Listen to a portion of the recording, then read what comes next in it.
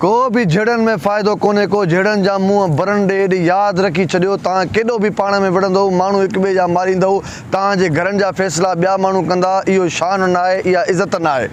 असांजा अलाए केतिरा झेड़ा हुया, वॾा वॾा असांजा माण्हू हेॾे होॾे चलो हुया, पोइ बि अॼु असां ठाह कयो आहे। मां पाण हिन जॻह झुकियुमि वञी, मां बाबा ॻाल्हि ॿुध, ठाह करणु बहितर आहे, तुंहिंजो ई भत घाटो, मां हीणो तूं ई ॾाढो, कर माफ़ हाणे दिलबर साईं ख़ैरु कयूं। बाबा तेज़ाब सिंधी, मां तोखे कयो माफ़।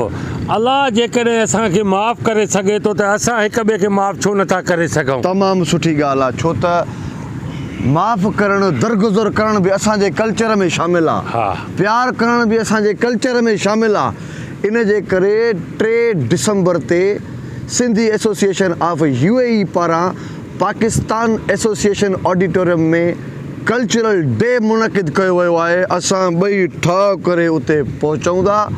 अवां सॼी संगत खे बि गुज़ारिश आहे त ज़रूरु अचिजो, पर इन ॾींहं ते पैगाम इहो आहे त हीअ जेके असांजी सिंध में झेड़ा आहिनि, खून थियल आहिनि, इहे एतिरा त वधी चुका आहिनि जो असां विरहाइजी चुका आहियूं।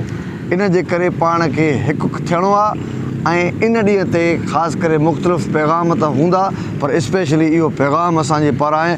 हाणे ॻाल्हि ॿुधो साद, 3 डिसंबर वरी हथ मथे थो करे, हाणे ठाह थी वियो आहे न, हाणे त चई सघां थो न 3 डिसंबर एकता जो ॾींहुं आहे। असां पाण सभु सिंधी उते गॾु हूंदासीं, मुतहद थींदासीं ऐं दुनिया खे मैसेज ॾींदासीं त असां पाण में भाइर ऐं दोस्त ऐं सभु पंहिंजा फैमिली मेंबर आहियूं। दानिश एतिरी होशियारी हुजे 3 डिसंबर ते अचूं ई था, वरी बि उते चवां थो का अहिड़ी हरकत न कजांइ, इंसान आहे न, मां पंहिंजे आपे ते कंट्रोल न करे सघंदो। बसि ठाह थी वियो त पाण झाझा जहिड़ा।